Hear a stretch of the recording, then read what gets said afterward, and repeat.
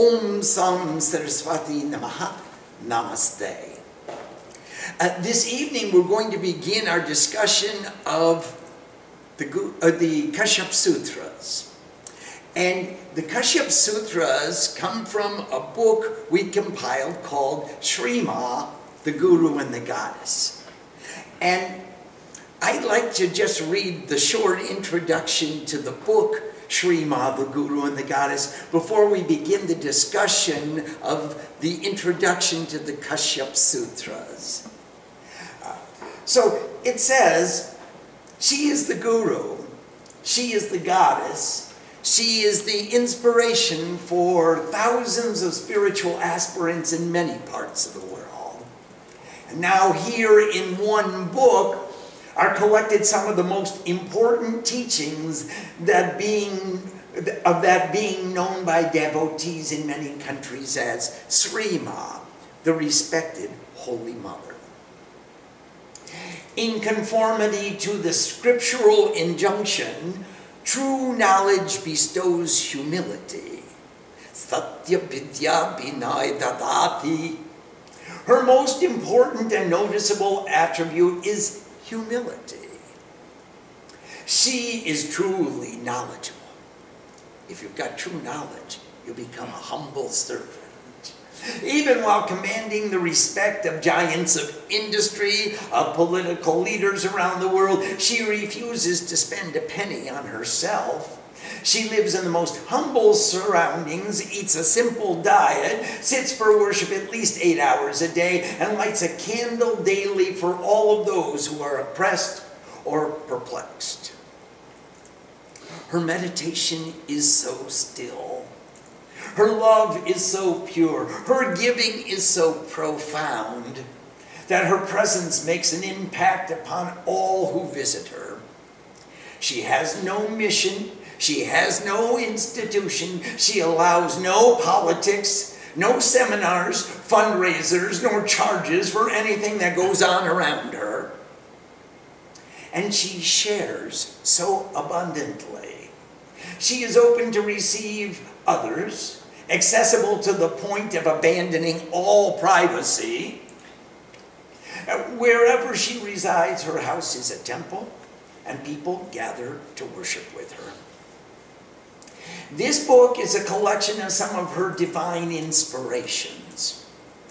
Often she speaks the most profound truths in a simple English, which all listeners find amazing. We who have been educated in cumbersome verbosity can hardly believe that our language can be so creatively expressive, even while avoiding grammatical or intellectual complexity. Other times she speaks through an interpreter who seems to be as astounded by the sophistication of her thought as by the magnificence of her language. And her words and ideas are a constant inspiration to us all to make real changes in the values of our lives so as to manifest the ideals by which she lives. Her philosophy exudes the clarity of universality. She summarizes her thoughts with artistic sculpturing.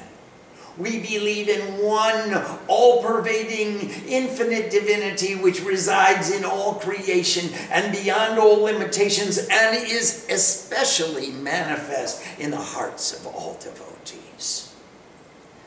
That this deity inspires within seekers sincerity, love, wisdom, and joy. That all bodies are temples for the Holy Spirit, and that the duty of man is to honor God through respect to all beings of creation and attentive devotion in the pursuit of self-realization. But more important than the eloquence of her speech is the example of her conduct. History has recorded so many inspiring talks by great orators throughout the ages.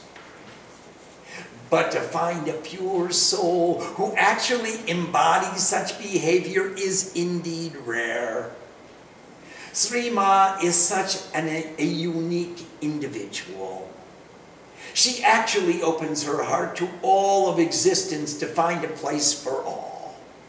Her every action reflects the abandonment of selfishness, and we who are privileged to know her gain in strength of our faith that it is possible to attain godliness without any selfish motivation. The privilege to witness her poise and balance enhances the convictions of all spiritual souls that the goals of our discipline can actually become a reality. The objectives of spiritual life are not a mere dream or wishful thinking of our imaginations, but in fact can be attained. No one can imagine how great an effect such first-hand experience can have in expediting the progress of a spiritual aspirant. Living in the presence of a saint is truly a decisive factor. It makes the theory come alive. The Guru and the Goddess includes 3 important works which are used for study and sadhana in Sri Ma's ashrams. The first is a translation and commentary of the Kashyapa Sutras, which appeals to both Gyanis and Bhaktas alike. Sri Ma and Swami Satyanand give a complete description of how these principles apply in our lives. Every now and then, Sri Ma breaks into song, Swamiji translates and tells teaching stories from the sadhus of India, and the satsang combine the teachings of Sanskrit grammar with the music and joy of a personal relationship with the teacher. The second section is a Sanskrit text and translation of the Guru Gita. Through devotion to the Guru, we gain inspiration to make changes in our values, and therefore our goals change. As the goals evolve, we find new paths by which to reach them. When we look around, we are new people pursuing new destinations with new associations, reflecting new ideals. This is the process of the Guru Gita. The third section is a Sanskrit text and translation of the Lolita Trishakti Stotram, a definition of Sri Vidya, an explanation of the Sri Chakra Yantra, an exposition of 300 names of the Divine Mother, indicative of 300 divine attributes which seekers can strive to emulate. These 3 teachings combine to make intellectual understanding a foundation upon which to erect our devotional practices. The practices move the aspirant from the intellectual contemplation of the whys and hows of creating a discipline to the practical applications of actually sitting for recitation of the Sanskrit texts. How to sit, how to breathe, how to become one with the Guru, one with the Goddess. Sri Ma has obviously made this journey. Now she is making it possible for others to join her. If you have any inclination to enhance your relationships, to increase your efficiency, or to expand your practices of devotion, this book contains a new vocabulary of concepts which will bring you closer to your goal. Please join in the delight of worship.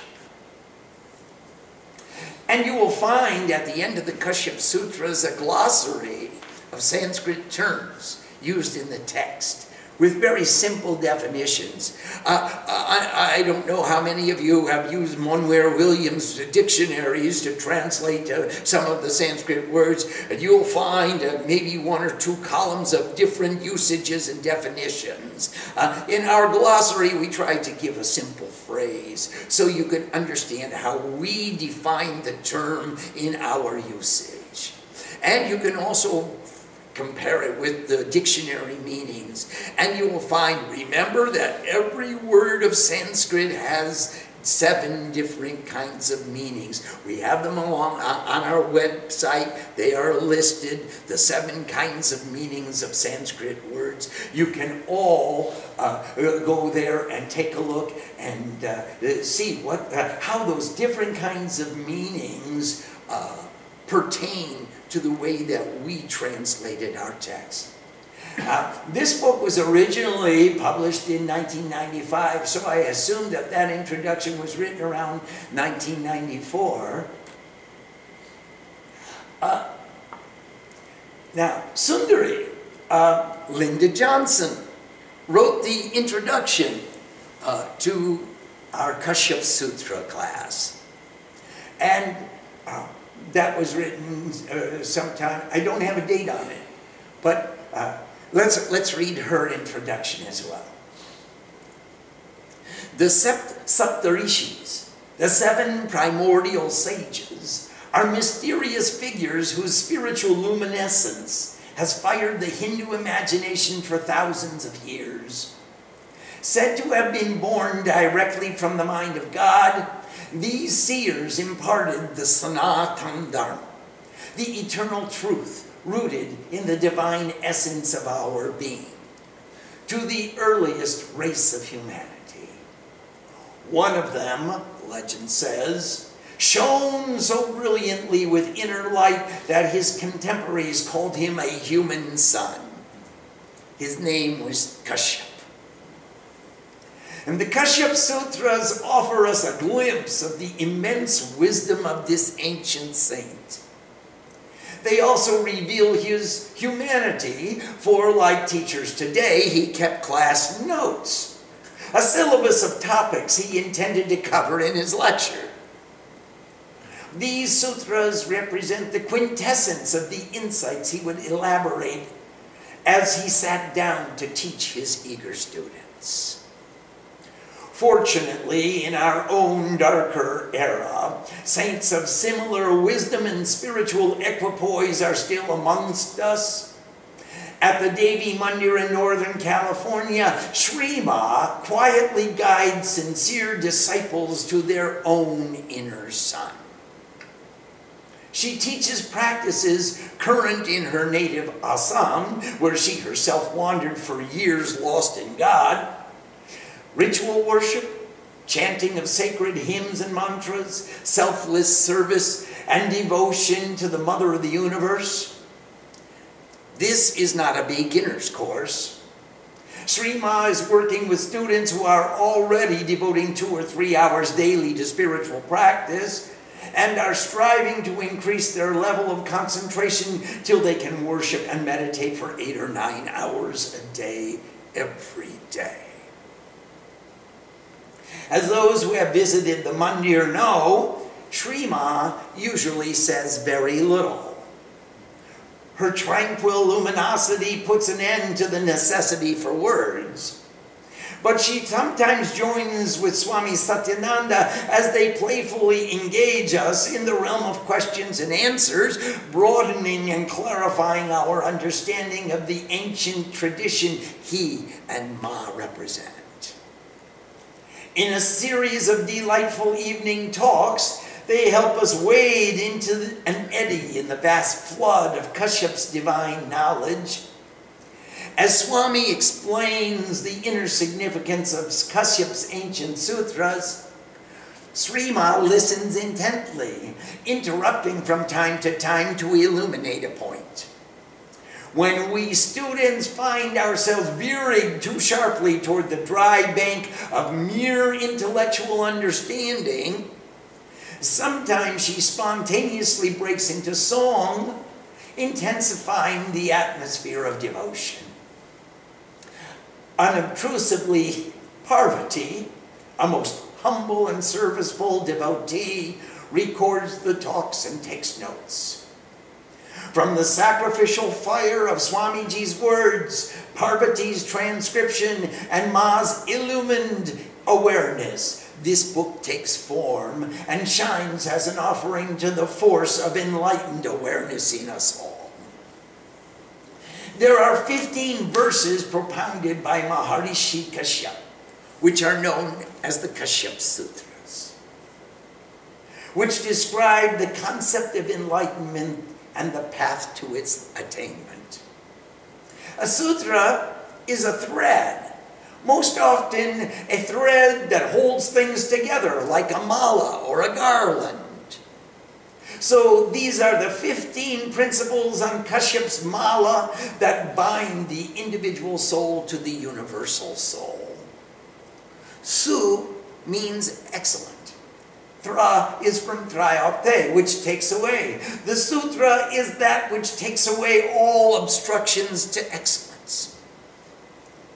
For practical purposes, though, a sutra is an abbreviated outline.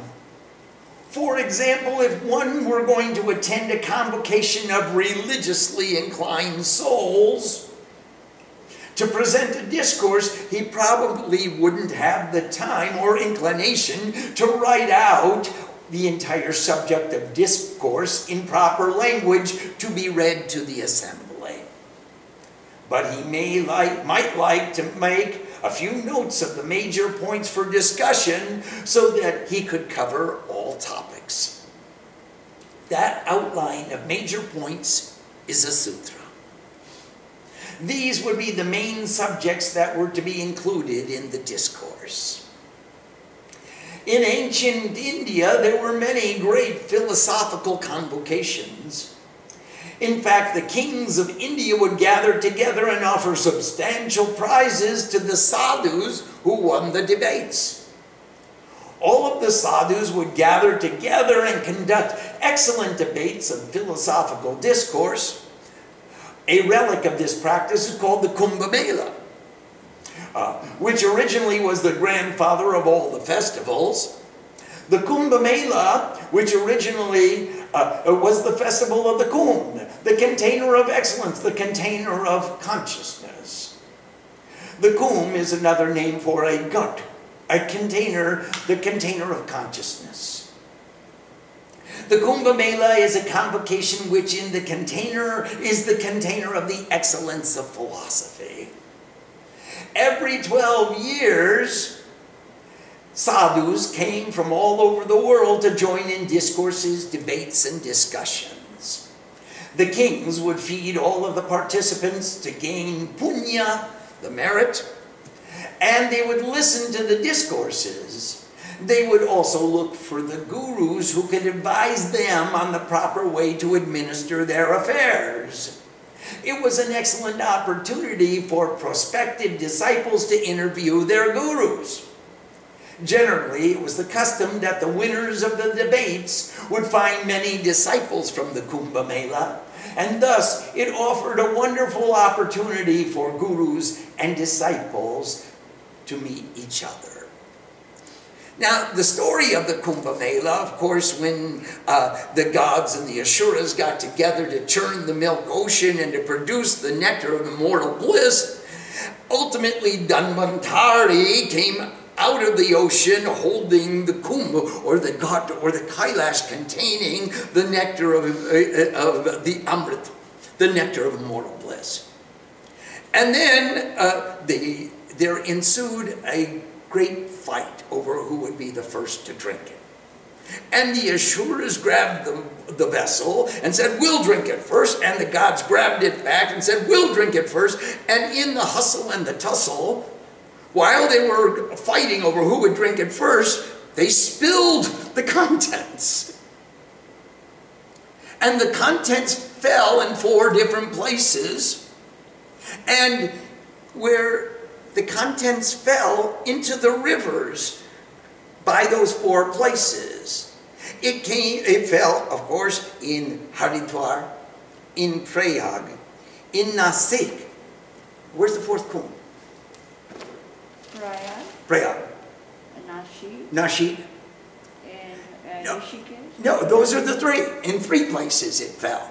In Haridwar or Rishikesh, actually it was Haridwar and Harikapuri. In Haridwar, in Nashik, near to Mumbai, and in Prayag. Those 3 places. Every 4 years, in those 3 places, the Kumbh Mela is celebrated. So, of course, all the northern sadhus go to Haridwar and Rishikesh. And then 3 years later, they go to Nashik, near to Mumbai. And then 3 years later, they go to Prayag, where is Allahabad. That's near to Benares. So every 4 years in 3 places, that's every 12 years, the Kumbh Mela is celebrated in those places. So in honor of the nectar of immortal bliss falling into the river, all the sadhus came to take a bath in the river every 12 years when the astrological configuration was similar to what it was when they churned the ocean and the first event of the nectar spilling into the rivers occurred. They started coming to the rivers to take a bath, and then there were so many devotees and so many sadhus, so the king started coming to sponsor the events. And then the king said, well, let's hold a convocation and we'll have a competition, and we'll find the most knowledgeable and reasonable and inspiring gurus, and then we'll invite them to be the Raj Guru of my court, and I'll select the wisest men to be my counsel, and they can advise me as to the application of spiritual values to the politics of the realm. So we don't only guide our people on political and economic concerns, we also incorporate spiritual values with that understanding. So that's the tradition of the Kumbh Mela. And so it became an opportunity for the gurus to meet the disciples and the disciples to meet the gurus. So all the kings would invite the gurus and say, okay, have at it. You guys debate your various philosophies, and the guys who present the most coherent discussion, the greatest argument, which would be of the most maximum benefit to the people, then we'll appoint them the Raj Guru, and they can be counselor to the king on the council of the king's advisors. Many of these discourses were given using a sutra. You know, the Patanjali Sutras, and there are various different sutras on how people would make the presentation, the outline of all the subjects that they wanted to discuss. So an abbreviated outline of the main topics to be included in the discussion, and many of these sutras were preserved by the disciples of that lineage. Perhaps the best known among these are the Yoga Sutras of Patanjali, which became the basis for what is called Raj Yoga. And Raj Yoga is really an interesting term. It means the yoga of kings, or the king of yogas. And it means the synthesis, the tantra, the weaving together of all the various disciplines that you would want to include in sharing your love with God. How do you make holistic spirituality apply? It's got to be applicable to the lives of the citizens. This is Raj Yoga. It wasn't just Bhakti Yoga or Karma Yoga or Gyan Yoga or Dhyan Yoga or Hatha Yoga. It was Raj Yoga, was the synthesis of all the yogas. How do you put it all together and make one contiguous spiritual, holistically spiritual life? But there are many other famous sutras. The Kashyapa Sutras are not extremely well known. Kashyap himself had a very fascinating history. Kashyap was one of the original Saptarishis, the 7 seers of the divine wisdom or truth. He had 2 wives, Diti and Aditi. Aditi gave birth to the 12 Adityas, very similar to Aditya. Diti means duality, 2. And Aditi means no duality, 1. So Aditi gave birth to the original 12 devas, or shining beings, who were the forces of unity and cohesion. Nditi gave birth to the Asuras, who were the forces of individuality. And there was Kashyap, illuminating both.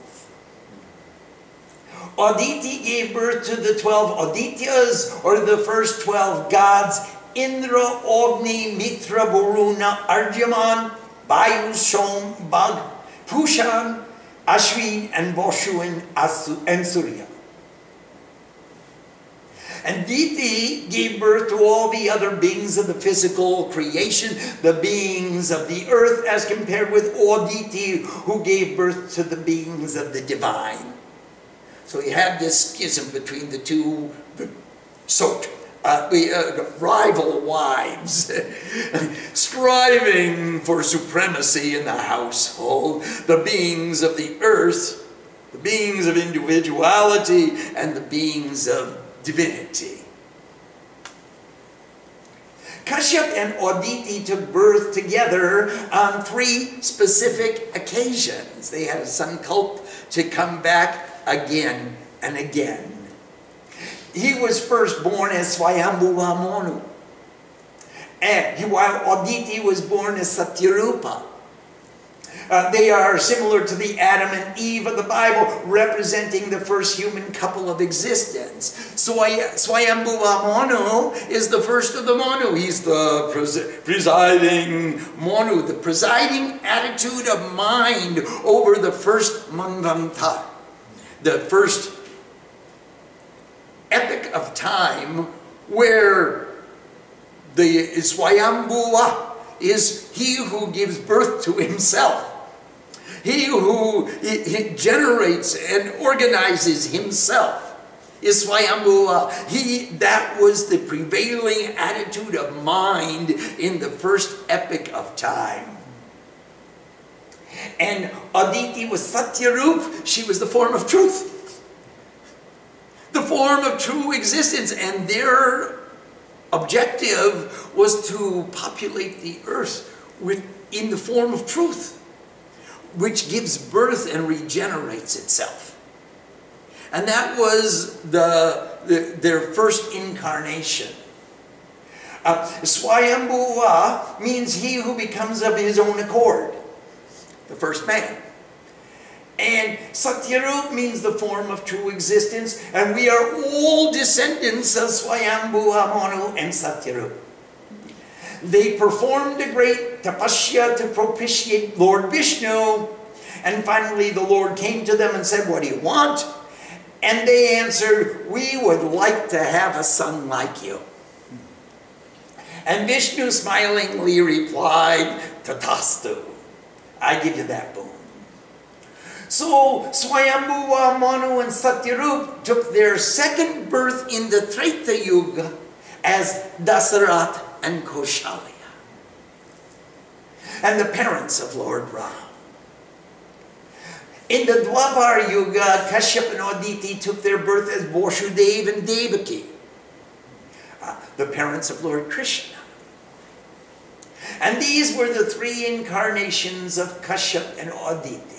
So the first as Swayambhuva Manu and Satyarup, second as Dasarath and Kaushalya, and then the third as Vasudeva and Devaki.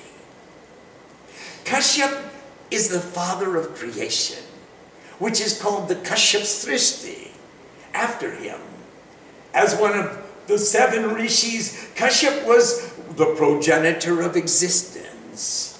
Kashyap is said to have written these sutras, or at least the realization of these points of philosophy have been ascribed to him.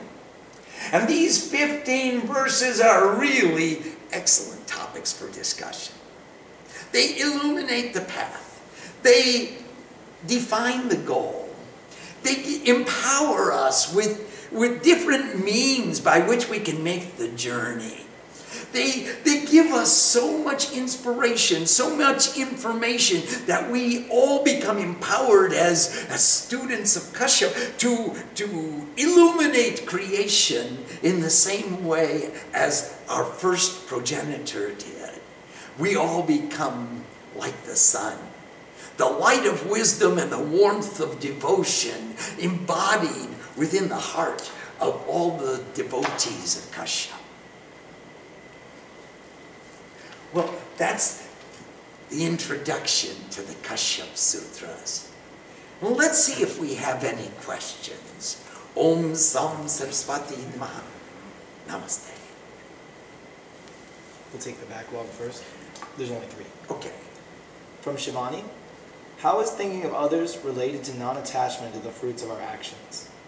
Well, when we are attached to our actions, we're always thinking of ourselves. So thinking of others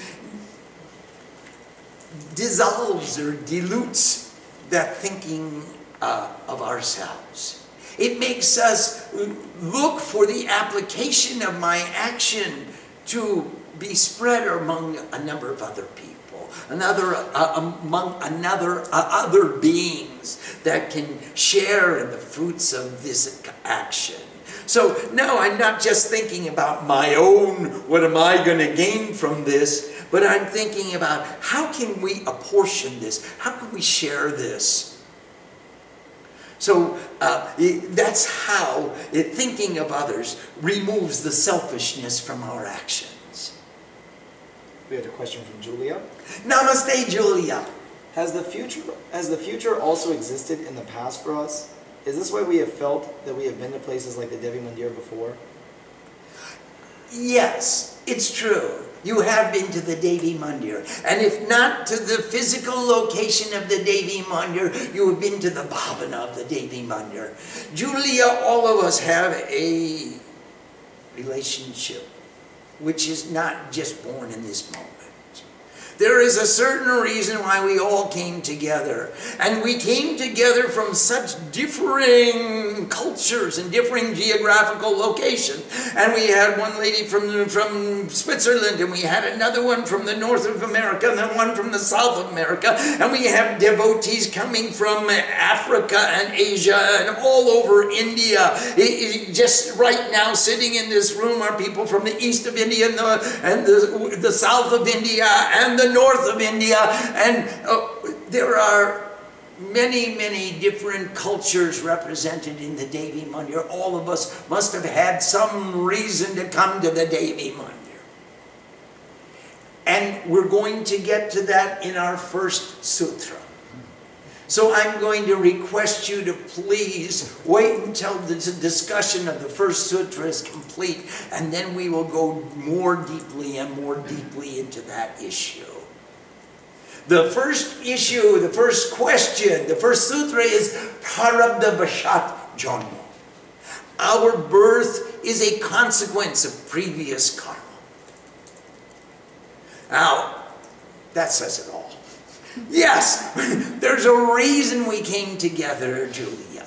There's a reason we all congregated here from different social, economic, and religious values, coming from so many different geographical locations. And we'll get in more deeply into that subject when we discuss the first sutra. Yes, please. Did you say, does it say that Aditi gave birth also to Surya? Yes. Yeah. The son was amongst her children. Yeah. Yes, please. Of all the sutras, how did you decide to do Kashyapa Sutras? It was the most accessible to me and very inspiring to me. I could incorporate into the Kashyapa Sutras a number of different disciplines that I wanted to share, which I couldn't in the Patanjali Sutras. I couldn't incorporate that in the Brahma Sutras. I couldn't, the Kashyapa Sutras really had so much latitude that I could incorporate so many various disciplines I wanted to share. We're going to find a list of Bij mantras to control the negative thoughts of your minds, and a list of positive Bij mantras with which to replace the negative. We're going to find different ways of doing jop. We're going to find stories and all kinds of fun songs, and many things that I could incorporate into the Kashyapa Sutras, which I could not do in the Brahma Sutras. And the Brahma Sutra says, actually, Brahma, Brahma, Brahma, Brahma, Brahma, Brahma, Brahma, Brahma, Brahma, Brahma, Brahma, Brahma, Brahma, Brahma. And there's no duality, really.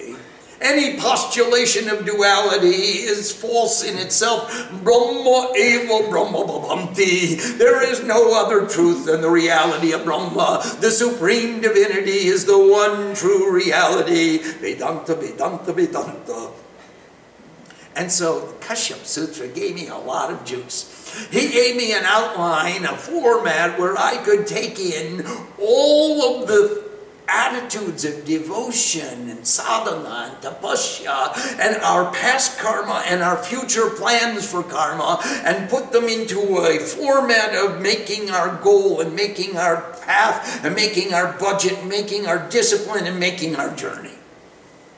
And that I believe in 100%. I don't believe I can sit here for a long time and say, Brahma, Brahma, Brahma, Brahma, Brahma. You will all become tired of listening to that mad Vedantist trying to convince everybody there is no duality. Let me convince you there is no duality. All right, now that's fine. That was a great inspiration, great class, great talk. Now I've got to go out to duality. I've got to leave this temple at some time, and what am I going to find when I go? Duality. So I love the Kashyapa Sutras because they took us on the journey from duality, from birth, because we had outstanding issues. We had unfinished business. We have a reason to take birth. We've got to clean up all the junk we left behind. We've got to go back and fix it, make it right, make amends, make it pure, make it clean, make it holy, so we can forget about it and it's done and forgotten. It's a fact in a history book somewhere. Now, plan our future. This is stuff I can buy into.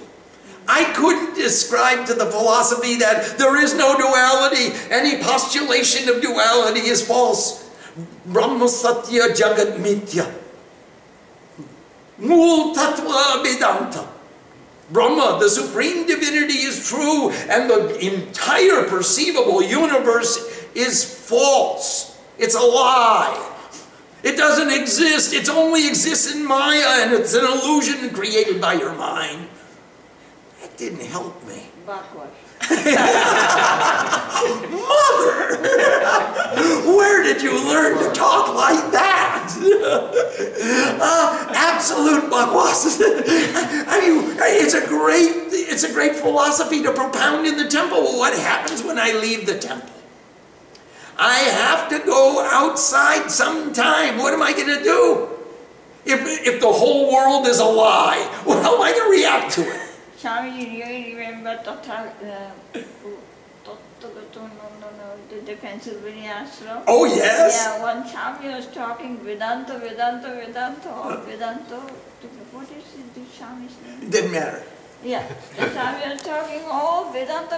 After that, at the end, Hare Govinda. He was singing Govinda. I can't believe that.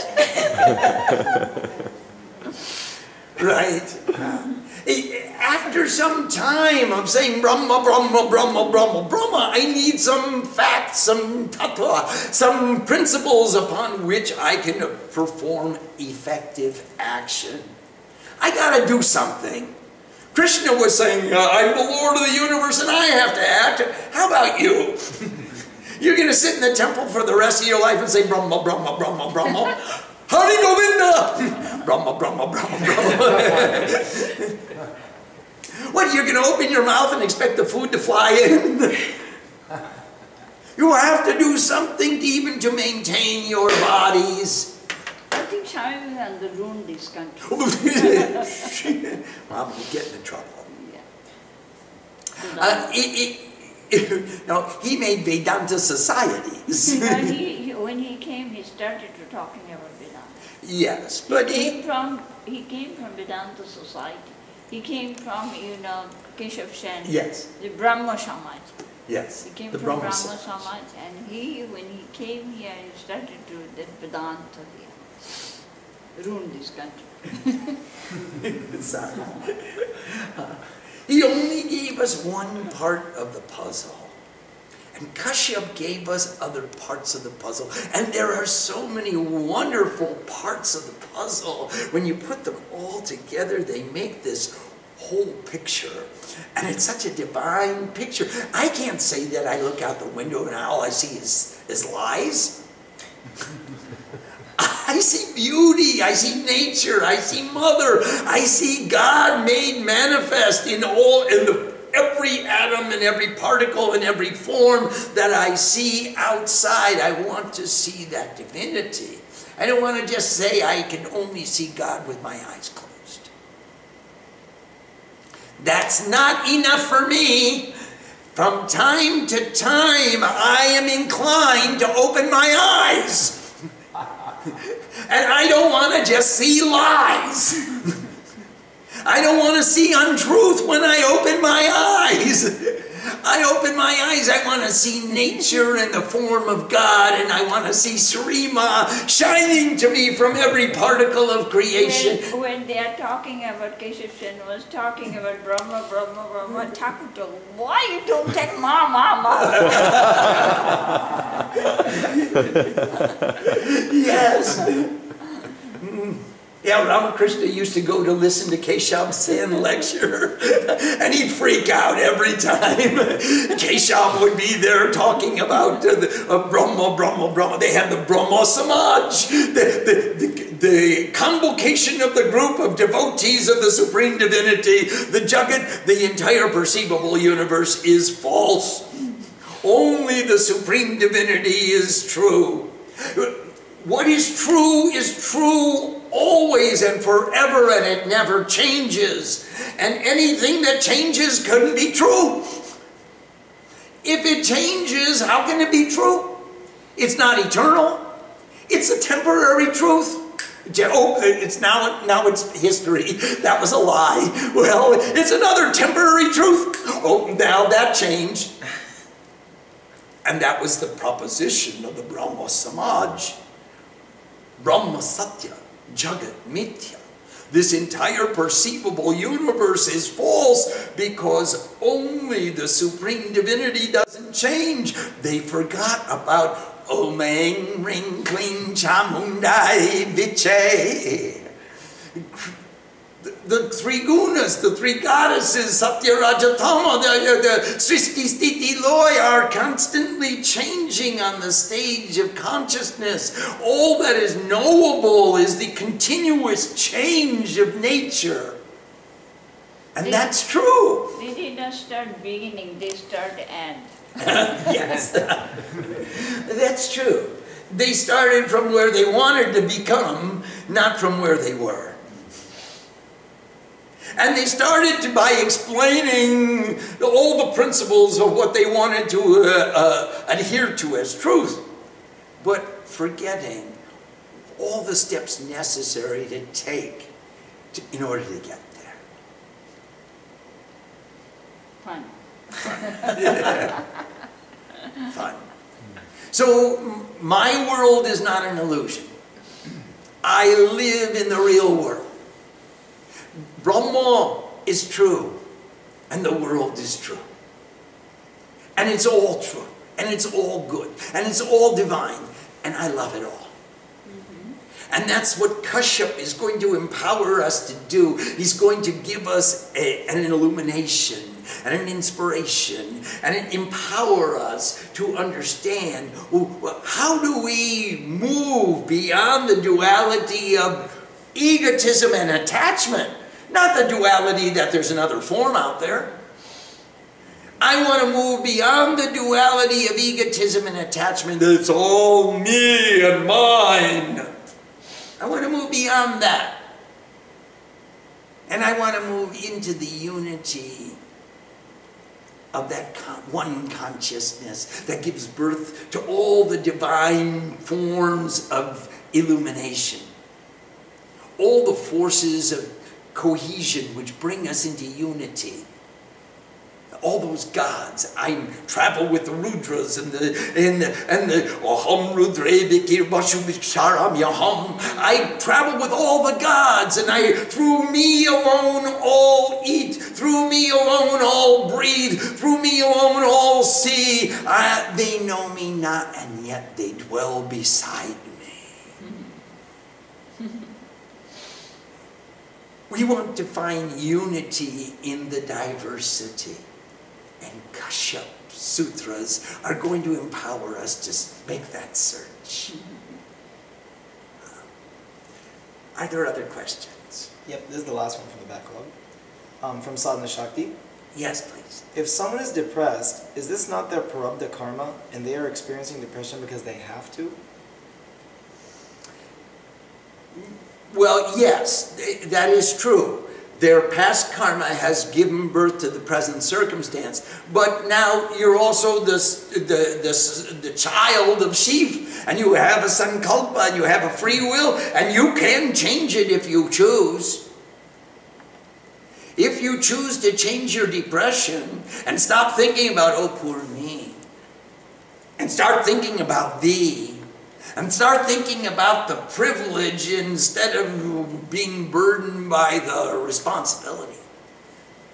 And pick up the opportunity and think about all the privileges which we are allowed to express and to fulfill, rather than the burdens that we are required to bear. You can give up your depression with a decision. And if you can't, just take the medicine. And then give up your depression with a decision. Yes. We have a question from Manohar. Namaste, Manohar. Sweet Mother and Father, are we to take the first sutra about prarabdha karma on blind faith, or do we seek some evidence of this? You know the evidence of it. It's obvious to you, Manohar. You were born in a certain family which had certain values, which cultivated educational ability, which empowered you with certain and endowed you with inalienable rights to go out and pursue the career of your choice. You became a professor, you became a CEO, you became an international entrepreneur, and then you empowered your son to cultivate the same education, then empowered him with the same sense of independence. Isn't this a continuum of your prarabdha karma, coming from generation to generation in the same family? And now I see evidence of it, and your son is about to become, he is already a contributing member of society, and I believe without a doubt his children also will be empowered with education and with illumination and have both a spiritual and a material acumen. They will be devoted on every sphere of interaction. Now that is prarabdha karma. You were born with certain sanskaras, a certain vasana. You have a certain tendency, certain desires to manifest your light in a certain way. To have this association with the Devi Mandir, with Bam and me, and with all the gods and goddesses, and do Hanuman Puja every week, and to sing with devotion to Shiva. Manohar, this is prarabdha karma. If this is not sufficient evidence, I don't know what would convince you. But if you just look at the action and interaction of your parampara, and the way you came from being a global citizen and integrated into American culture and took that American culture to India and spread it around and made everyone global citizens, then we know you are one of those bees that's picking up the nectar from every flower and bringing it and pollinating all the other flowers. You are empowering all the other regions to give birth to the diversity of experience which you have experienced. Namaste, I bow to you. It is true. So I don't think you're going to take it on faith. All you have to do is look at the circumstances of your life, and you'll see exactly how step by step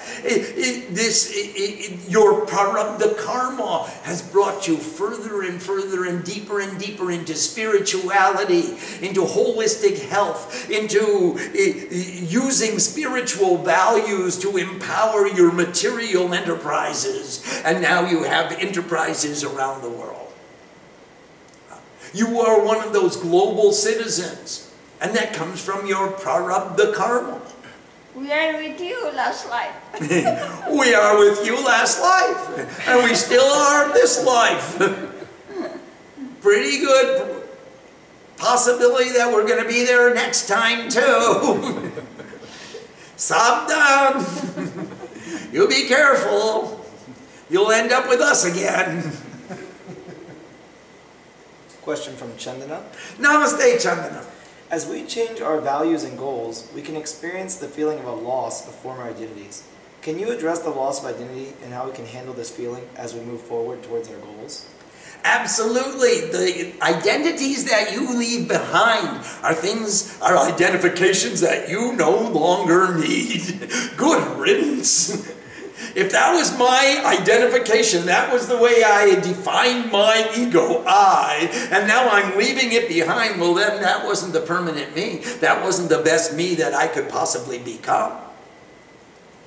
So if I want to be the best me that I can possibly become, I am so privileged to leave behind my old identifications and my old values that didn't work for me. They didn't get me where I wanted to go. So now I'm privileged to pick up a new identity and cultivate that new process, that new goal, that new value, so that I can become the person I want to become. And there's no need to bind myself to the old identifications and the old values that I thought would be important to me, and which I realize now from hindsight, in my present circumstances, those are no longer valid. It's no longer a necessity to me to cling to that old identification. I was a something or other. I was a dancer. Now I weigh 300 pounds. How can I dance? I'll crack the cement. I was a yogi. I can't even see my toes, let alone touch them. I was a something. I had all these identifications. Yes, please? So how do we navigate those changes that other people knew us to be then, in that case? If they want to relate to you, your old friends and your old associates want to relate to you in your old role as an old personality, pursuing old values and old goals, they will fall by the wayside and you'll move on. You don't need that. They'll just pull you back into your old identification. Who cares? You have so many old identifications. I'll bet you identified yourself as a first grade student, and your teacher was, she was so important to you. She taught you ABC. And your 8th grade teacher taught you XYZ. And you had so many identifications. Right now, if you went back to the grammar school, you couldn't recognize a dozen old friends that were there. They'll all be this big and that wide. And then they've all changed, and you changed too. So why cling to those old identities and old identifications and the way you related to people? I mean, when we were kids, we wanted sex and drugs and rock and roll. And now we're old fogies, and that seems to be the lowest priority on the hierarchy of priorities. That's the lowest thing that we could pursue. The most meaningless thing that we could pursue. It'll only get me into trouble. And God knows I've had enough of that. So I've got a new identity that I identify with. And if old people, old friends want to relate to me, the old things I did, well, I don't want to go there. I want to go towards the future. I want to go towards my goal. Who is like Kashyap. She's like a sun. She's radiating the light of wisdom and the warmth of devotion in her yellow sari with a red border. Funny about that. It just happens that way. The purity, the clarity, the passion for clarity and purity. That's how I want to relate to myself. As the orange man who gave up all the old stuff.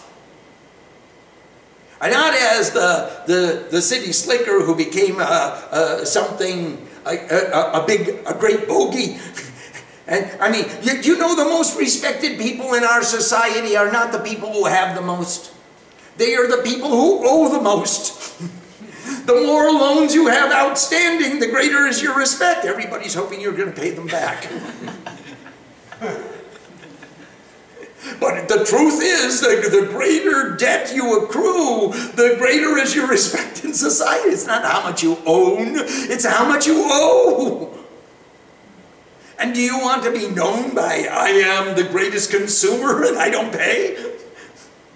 Is that the identification that you wish to assume?